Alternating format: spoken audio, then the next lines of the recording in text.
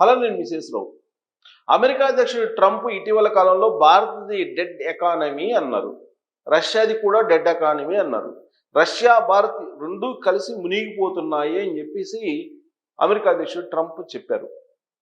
ఆయన చెప్పిన దాని ప్రకారం భారతదేశం అలాంటి దుస్థితిలో ఉందా అనేటువంటి ప్రశ్న వేసుకుంటే లేదు అని చెప్పి ఆర్థికవేత్తలు చెప్తున్నారు. రాబోయేటువంటి రోజుల్లో భారతదేశం ప్రపంచంలోనే ఒక పెద్ద ఆర్థిక శక్తిగా ఎదగబోతుంది. 2047కి నెంబర్ 1, నెంబర్ 2 ప్లేస్లో ఉండేటువంటి అవకాశం ఉందనేటువంటి ఒక అభిప్రాయాన్ని వ్యక్తం చేస్తున్నారు.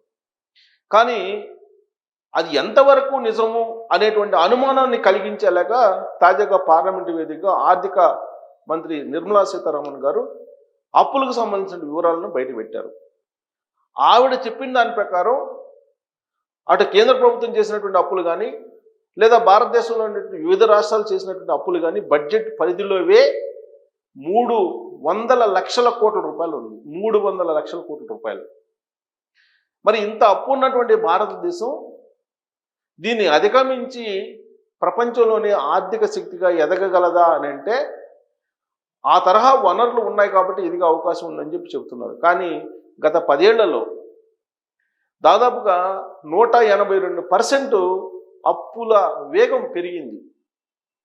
దానికి సంబంధించిన వివరాలను పార్లమెంటు వేదికగానే నిర్మలా సీతారామన్ గారు బయటపెట్టారు. 300 లక్షల కోట్లు అప్పు అని అంటే భారతదేశానికి చిన్న అమౌంట్ కాదు. దాంట్లో టాప్లో అయితే తెలంగాణ, ఆంధ్రప్రదేశ్ లేదు. కానీ సుమారుగా ఆంధ్రప్రదేశ్ 9 లక్షల కోట్లు, తెలంగాణ 6.5 లక్షల కోట్లు అప్పు ఉన్నాయి. బడ్జెట్ పరిధిలోవే నేను చెబుతోంది.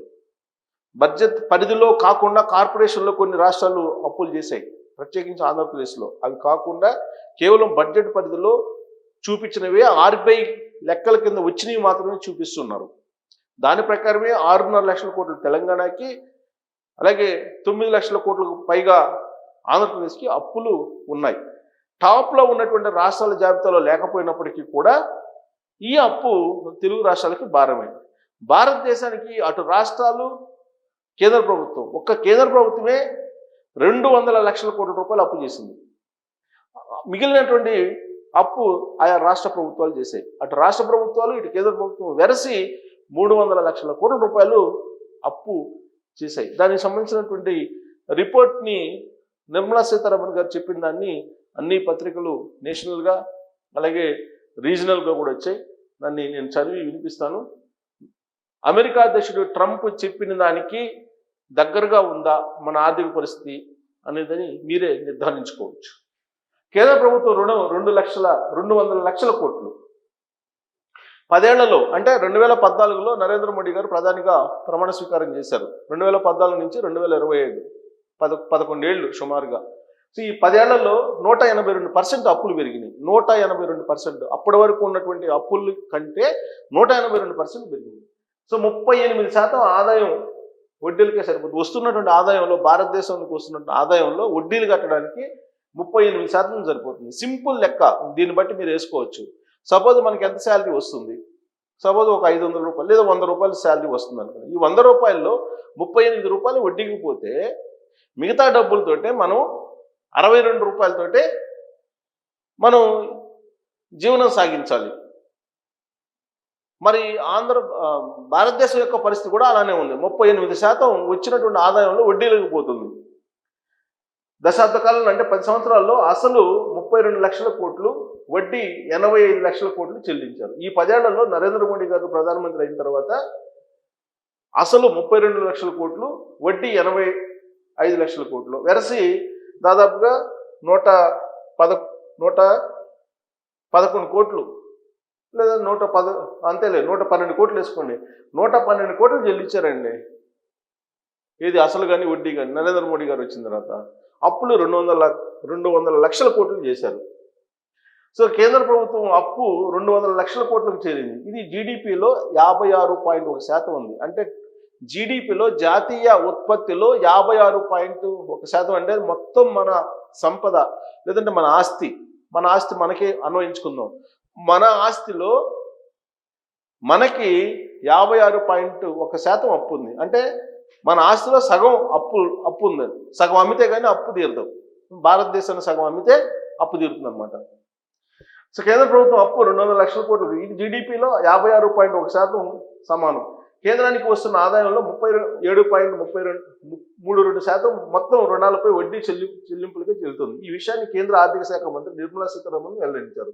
సోమవారం లోక్సభలో తమిళనాడు కాంగ్రెస్ సభ్యుడు ఎంకే విష్ణు ప్రసాద్ అడిగిన ప్రశ్నకు ఆమె బదులిచ్చారు. 2015-16లో కేంద్ర ప్రభుత్వం అప్పులు అంటే ఇప్పుడు ఫైనాన్షియల్ ఇయర్లో 70.98 లక్షల కోట్ల మేర ఉండగా ఈ ఆర్థిక సంవత్సరంలో కేవలం 10 ఏళ్లలో అది 181.99% మేర పెరిగింది. ఇదే సమయంలో జీడిపిలో రుణ నిష్పత్తి 51.5% నుంచి 56.1% చేరింది. దశాబ్ద కాలంలో కేంద్రం 117.78 లక్షల కోట్ల అప్పు చెల్లించింది. ఇందులో అసలు కింద 32.6 లక్షల కోట్లు, వడ్డీ కింద 85.7 లక్షల కోట్లు చెల్లించింది. ప్రభుత్వానికి వచ్చే ఆదాయంలో వడ్డీ చెల్లింపుల కోసం 2015-16 సో 15-16లో ఇది కాదు, ఈ సంవత్సరం కాదు, 2015-16 ఆర్థిక సంవత్సరంలో అంటే నరేంద్ర మోడీ గారు ప్రధానమంత్రి అయినటువంటి తొలి సంవత్సరంలో 36.96% మొత్తం పోగా ఇప్పుడు అది 37.3% పెరిగింది. సో అప్పులు చెల్లింపులు, ఆదాయం వడ్డీ చెల్లింపుల కోసం మొత్తం పోగా ఇంత మిగిలింది. రాష్ట్ర ప్రభుత్వాలు అప్పులు 81 లక్షల కోట్లని తేల్చారు. ఇది కార్పొరేషన్ పరిధిలో తీసుకున్న అప్పుల కింద కాకుండా కేంద్ర ప్రభుత్వం తీసుకున్న 2 లక్షల కోట్లు రుణానికి తోడు రాష్ట్ర ప్రభుత్వాలు మరో 81 లక్షల కోట్లు అప్పు చేశాయి. 2025 మార్చి 31 నాటికి దేశంలో 28 రాష్ట్రాల మీద 81,54,000 కోట్ల రూపాయలు రుణం ఉన్నట్లు కేంద్ర ఆర్థిక శాఖ సహాయ మంత్రి పంకజ్ చౌదరి ఇచ్చిన మరో సమాధానం వెల్లడించింది. ఇందులో అత్యధికంగా తమిళనాడు 9,55,000 కోట్లు అప్పు ఉంది. తమిళనాడు హైయెస్ట్ ఉంది అప్పుల జాబితాలో. ఆ తర్వాత ఉత్తరప్రదేశ్ ఉంది, 8,57,000 కోట్లు ఉత్తరప్రదేశ్. మహారాష్ట్ర 8,12,000 కోట్లు. కర్ణాటక 7,20,000 కోట్ల రూపాయలు అప్పు ఉన్నాయి. ఇవి టాప్లో ఉన్నటువంటి రాష్ట్రాలు. నిర్మలా సీతారామన్ వెల్లడించిన లెక్కల ప్రకారం కేంద్ర ఆర్థిక శాఖ ముఖ చిత్రం ఇది. అంటే ఇప్పుడు నరేంద్ర మోడీ గారు 2014లో ఆయన బాధ్యత స్వీకరించారు. ఆ తర్వాత వచ్చినటువంటి ఆర్థిక సంవత్సరం 2015-16 అక్కడి నుంచి ఇప్పటి వరకు మనం ఏడాది తీసుకున్నట్టు అప్పు పెరుగుతూ వస్తుందన్నమాట. 18 లక్షలు, 15 లక్షలు, 17 లక్షలు, 16 లక్షలు, 15 లక్షలు, ఇప్పుడు 15 లక్షలు తీసుకున్నది ఇప్పటి వరకు. అప్పటికి మొత్తం అప్పు అంటే తీసుకునేటప్పటికి మొత్తం అప్పు. అప్పటికే ఆయన బాధ్యత తీసుకునేటానికి 70 లక్షల కోట్ల రూపాయలు అప్పు ఉంది. నరేంద్ర మోడీ గారు బాధ్యతలు తీసుకునేటప్పటికి అది కాస్త 185 కోట్ల రూపాయలు అయ్యింది. వెరసి ఇప్పుడు వడ్డీలో ఎన్ని కలిపి 2 లక్షల కోట్లు అయింది. ఈ 70 లక్షల కోట్ల నుంచి 200 లక్షల కోట్ల రూపాయలు నరేంద్ర మోడీ గారి హయాంలో పెరిగిందనమాట అప్పు. 70 లక్షల కోట్లు కాస్త అంటే భారత స్వాతంత్రం వచ్చి 2014 వరకు స్వాతంత్రం అప్పటి నుంచి 70 లక్షల కోట్లు ఉంది, సుమారుగా 71 లక్షల కోట్లు ఉంది. ఇది ఇప్పుడు 200 లక్షల కోట్లకు పెరిగింది. అంటే 182% పెరిగింది నరేంద్ర మోడీ గారి హయాంలో. ఇక జీడిపిలో దాని వాటా ఇది చెల్లించింది ఇది. ఇక వడ్డీ, ఆదాయంలో వడ్డీ చెల్లింపులు, ఇది డేటా. ఈ డేటాను కనుక చూస్తే అసలు మనం భారతదేశం ట్రంప్ చెప్పినట్టు ప్రమాదకర స్థితిలో ఉన్నామా? నరేంద్ర మోడీ గారు బాధ్యతలు స్వీకరించిన తర్వాత అప్పుల భారం పెరుగుతూ వచ్చింది. కాంగ్రెస్ పార్టీ వాళ్ళు, ఇండియా కూటమిలో ఉండేటువంటి వాళ్ళు అనేక మంది అనేక సందర్భాల్లో చెప్పారు, స్వాతంత్రం వచ్చిన తర్వాత చేసినటువంటి అప్పు కంటే రెట్టింపు అప్పు చేశారు నరేంద్ర మోడీ గారు, ఆయన చేసినటువంటి అభివృద్ధి అది అని. కానీ నరేంద్ర మోడీ గారు ఏం చెప్తున్నారంటే ఇన్ఫ్రాస్ట్రక్చర్ డెవలప్ అయింది, భవిష్యత్తు దృష్ట్యా అప్పులు చేశాము, ఆ ఇన్ఫ్రాస్ట్రక్చర్ డెవలప్ అయిందని చెప్తున్నారు.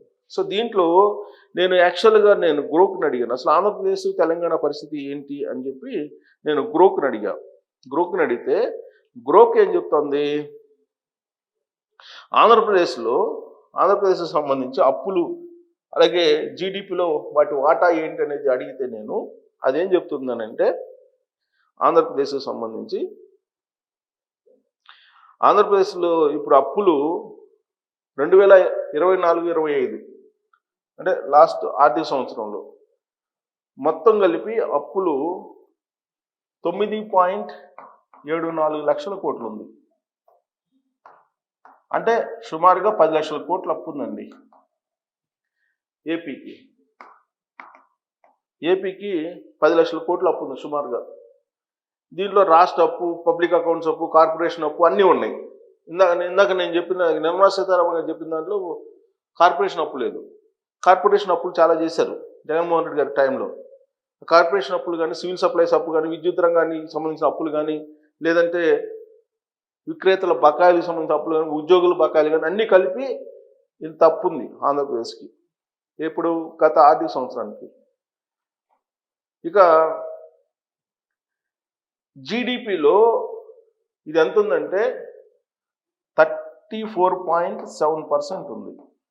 సో భారత్ కన్నా మనం భారతదేశాన్ని యూనిట్గా తీసుకొని ఆర్థిక పరిస్థితిని చూస్తే ఆంధ్రప్రదేశ్ పరిస్థితి బాగానే ఉంది. ఎందుకంటే అది 56 పాయింట్ ఉంది. జీడిపిలో 56 ఉంది అప్పు భారతదేశానికి ఆర్థిక పరిస్థితిని చూస్తే. సో మనం ఆంధ్రప్రదేశ్కి వచ్చేటప్పుడు 34.7 ఉన్నాం. అది ఒక మెరుగైనటువంటి పరిస్థితిగా కనిపిస్తుంది. ఇక తెలంగాణ తీసుకుందాం. తెలంగాణ పరిస్థితి ఏంటంటే తెలంగాణలో అప్పులు వచ్చేసి టీజీ తెలంగాణ అప్పులు వచ్చేసి ఇప్పుడు గత ఆర్థిక సంవత్సరానికి వచ్చేసి 6.71 లక్షలు, అంటే సుమారుగా 7 లక్షల కోట్లు అప్పు ఉంది. సుమారుగా 7 లక్షల కోట్లు అప్పు ఉంది. ఇది 2025 చివరి నాటికి ఇంకా దాటొచ్చు అని అంటున్నారు. సో ఓపెన్ మార్కెట్ రుణాలు అన్నీ కలిపి, అటానమస్ బాడీస్ రుణాలు, స్పెషల్ సెక్యూరిటీ ప్రావిడెంట్ ఫండ్ రుణాలు అన్నీ కలిపితే ఇది ఆఫ్ బడ్జెట్ రుణాలు వచ్చేసి 1.22 క్రోర్స్ ఉంది. 1.2 లక్షల కోట్లు ఉంది. ఇందులో కాళేశ్వరం ఇరిగేషన్ ప్రాజెక్టు కోసం రుణాలు. సో ఆఫ్ బడ్జెట్ రుణాలు కూడా ఉన్నాయి. ఈ ఆఫ్ బడ్జెట్ రుణాలు దీంట్లో ఆఫ్ బడ్జెట్ రుణాలను చూపిస్తున్నారు తెలంగాణకి. ఆఫ్ బడ్జెట్ రుణాలు వచ్చేటప్పటికి తెలంగాణకి 1.2 లక్షల కోట్లు ఉంది. అంటే దీన్ని కలుపుకుంటే కనుక రేవంత్ రెడ్డి గారు చెప్పినట్టు 8 లక్షల కోట్లు సుమారుగా ఉంది ఇది తెలంగాణకి. ఇది జిఎస్డిపిలో ఎంత ఉంది అని అంటే 26.2% ఉంది. అంటే ఆంధ్రప్రదేశ్ కంటే చాలా మెరుగైనటువంటి పరిస్థితుల్లో తెలంగాణది ఉంది అని చెప్పి చెప్పచ్చు. ఇది భారతదేశం, అలాగే తెలంగాణ, ఆంధ్రప్రదేశ్ రాష్ట్రాలకు సంబంధించి. అంటే భారతదేశానికన్నా తెలుగు రాష్ట్రాలు అయితే బాగున్నాయి జీడిపితో పోల్చుకుంటే అప్పుల వాటా. సో కాబట్టి అమెరికా అధ్యక్షుడు ట్రంప్ చెప్పిన దానికి అనుగుణంగా భారత ఆర్థిక వ్యవస్థ ఉందా అనేటువంటి అనుమానం ఈ ఫిగర్స్ని చూస్తే మీకు అనిపిస్తుందా అనేది మీరు ట్రోల్ చేయొచ్చు. Thank you.